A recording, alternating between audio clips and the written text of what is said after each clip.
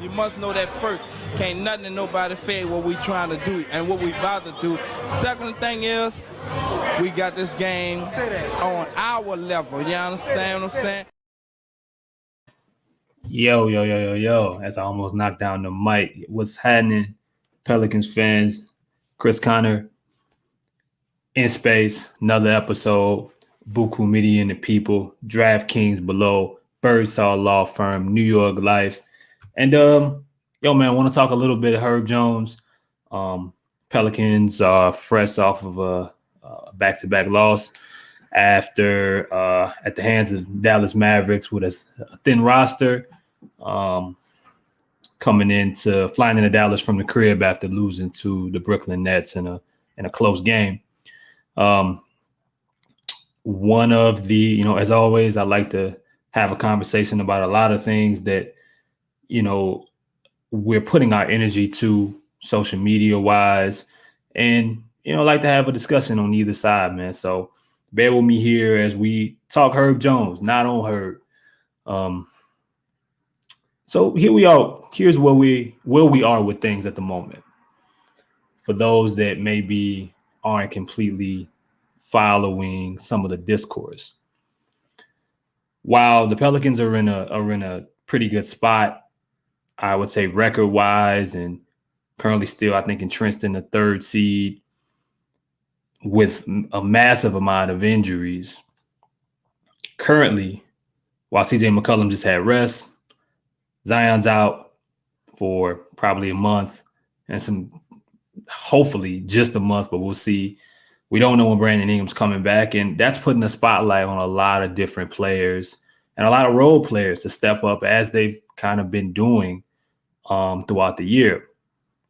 You could argue that maybe it's a little different going forward because now I think now that there's an expectation that some of these guys will live up to some of their bigger games versus them just being role players that have inconsistencies, some young, some a little bit older than others. But the Herb Jones situation is very interesting because, as always, there's a divide. You have one side that looks at Herb and says he's one of the best perimeter defenders in basketball, and he has, for his size, even without a reliable three-point jump shot, he has ball handling capabilities. We've seen him run the point guard. We see his ability to get to the line in some stretches when calls are made, and make free throws, and sometimes in the clutch. That's one side of things. We can also talk about his ability to cut off ball. And then we know, again, as I mentioned before, defensively, he offers you so many things at, the 3, the 4. We were talking about Herb at the 5 in a lot of respects last year. So that's one side. And people say, you can't let another cold stretch, or you can't let him currently shooting 27% from 3, I think, on spot up attempts block you in this period of time, especially without players being healthy. And hey, man, I get that side of it. I would actually lean towards, believing or being on that side of the argument when it comes to Herb. And we'll get into that as we go along. Now, there's the other side. The other side that looks at Herb and feels that he's either already presently a liability or is becoming a liability simply by being ignored offensively when everyone's on the floor. We've seen so many games, specifically when Zion's on the floor, and we'll see in year 2 what it looks like without Zion and Brandon being on the floor. But we've seen a lot of tape in these Zion matchups where teams are building. They're building walls. They're building like small perimeters, like boxes, to guard Zion's ability to get into the paint. And a lot of times that just means leaving Herb Jones, completely ignoring him. That may turn into a corner 3 attempt. It may turn into a wing attempt, but it hasn't been very successful. And I think some people feel as if that's something that isn't going away and it's going to hurt the team long term. And look, I mean, the numbers speak to his struggles right now. Um, it's crazy because he's almost like his stats are almost identical to what they were like to the start of the year of this season to his year from start to finish last year. But the 3-point percentage is just, it's down. Now, it's not to say that he had a great year shooting the three last year. I think he finished 33%. I don't remember off the top of my head. He had 2 months where he shot at least 35%, and one was in December where he shot 40, I believe. It was, spectacular. That particular month. But for the most part, he's been a, average to below average 3-point shooter, or he was last season. Had a few bad months sprinkled in, but this year the spotlight has been on his shooting a lot more, and it's growing. It's a growing cause of concern. I really want you guys to get into the comments and can continue the conversation in regards to where or how much you should worry about Herb going forward. But look, here's where I'm at personally with things. I think Herb, it's a complicated conversation because Herb is, he's very old he's older for a guy that's in his second year. And on one side, you question what's his present versus what's his future. And what I mean by that is, of course, like for Dyson Daniels being 19 years old, when we look at potential and we look at ceilings, we look at those things differently versus someone who's 24 and, was kind of, even as a second rounder, he was ready to play right away. He just was. That's who he was. He had some improvements, but Herb was ready to go. Where is that ceiling going forward? Where is that next range of improvement?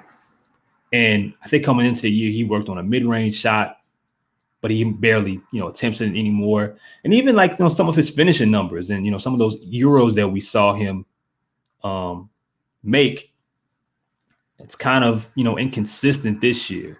And that's kind of been what he has been offensively to start this season. But listen, man, it could be a bad stretch. I just know there are things that Herb does that nobody else can do, or maybe a handful. Like, what is this?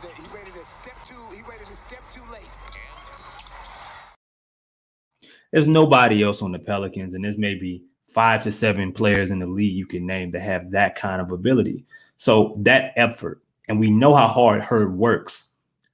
How long is it before that work ethic turns into something successful and improves a guy who knows he's struggling in some areas offensively? But I'll give you another strength that Herb has. I think he connects defense to offense really well. I think he runs the break really well and understands where to find himself on lanes. For my 2K players, you'll get a grade or a plus in your teammate grade if you fill the lane correctly. Or he might make the play himself. Some of it is just off the strength of him from start to finish on both sides of the floor. Look at this one. Luka gave it up. Bertans caught in the air. Now Bertans wants to catch and shoot. Now you have to attack his feet. And Herb, he gets there. Right. Probably should have been a foul, but that's another play that you look on this roster. There's not many guys that you could say can make that kind of play with any guy, with any player. It's the consistency that's in it. And, look, you got to look at it from a perspective of when this team is healthy, or whenever we get to see it, when Zion and mainly Zion, because I think Herb with Brandon it's going to look a little different. Herb with Brandon and CJ, because the motion is different. Teams aren't going to guard a Brandon and CJ. Like, there's more movement defensively versus there's a lot more stationary action defensively when Zion's on the floor, because people are building perimeters that are just made to catch him, to catch his drive. That's just really it. And it makes it harder for off-ball cuts. because there's not a whole bunch. There's already 5, or there's 4 players, 3 players already at the rim. But that part of Herb has to continue. I always say he can't allow a defense to dictate what he's going to be offensively. If he's not a shooter, he's not a shooter. And I don't think that means that he has to be now. Now it's turned into he's Matisse Thybulle 2, part 2. I don't know if that's the case. Andre Roberson, which is crazy. He's not. I think that's a far-fetched reach in regards to his struggles. But I get the point. Is that you have supreme talent. You have even when CJ's out there, you have a top offensive threat on the floor at all times. You really don't want anybody that people can just ignore. But listen, man, I mean, teams, when you have all-world superstar talents, even really good shooters are going to be left open from time to time. Herb just has to find his way. He has to find his stretch because, look, man, bro. Jalen Green up against Herb, trying to get there on his strong side. Great job. I get it. I get the worry. I get people being concerned. I get folks that, because look, man, in the offseason, we were talking about when the Kevin Durant discussion was going down on social media, on Twitter, and people were talking about, what the Pelicans can offer. There's a lot of people that said, nah, I can't get rid of Herb for Kevin Durant. There's now the question is being asked, should he be benched? Should Najee Marshall take his spot when everyone's healthy? Or in the, simply when Brandon Ingram comes back? I'm not there yet.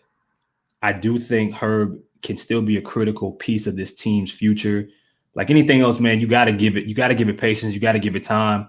He's a role player, man. And I tweeted about it today. Role players don't take the leaps that you want or that you specifically may want. And if they do take it, it may not be in the way that you envisioned it. We got to give this whole situation, as painful as it is, people hate patience, right? We completely hate it. But from not just her, but a lot of the other role players, Trey Murphy, Dyson Daniels, Najee's been great. Najee's going to have a stretch where he comes back down to earth, where his shooting isn't there. We've seen it. And the questions start coming all over again about what to do, right? I mean, like in the beginning of the year, there were people saying that Najee shouldn't be playing at all. And he's proved those people wrong. I think that we need to give more time and give Herb the benefit of the doubt to be able to do the same. But it's okay to say he's struggling and he has to find a way to figure it together. Or did I say figure it together? That's not what I meant. Put it together. He has to find a way to play better, simply.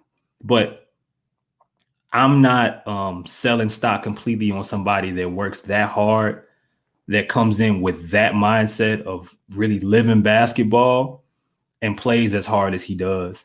I'm just not doing it yet at 6'8", with some of the strengths that he has and being an all-world defender. Those guys don't grow on trees. You don't get a chance to get them in the second round for that kind of contract. And, I think even if part of it is ugly right now, you got to find a way to see it through, man. So that's where I'm at, but I understand the criticism and people being frustrated with mainly his shooting and what he's giving you offensively right now. But he's clearly in a rut, and it's kind of lasted all year. We got to see where it goes, but hopefully it gets better. I'm still holding on to my Herb Jones stock, and I'm not panicking here in January, but we'll see what happens. Got to give a shout out again to our people at Birdsall Law Firm, the official injury lawyers of Buku Media, located at 918 Poydras Street by the Superdome.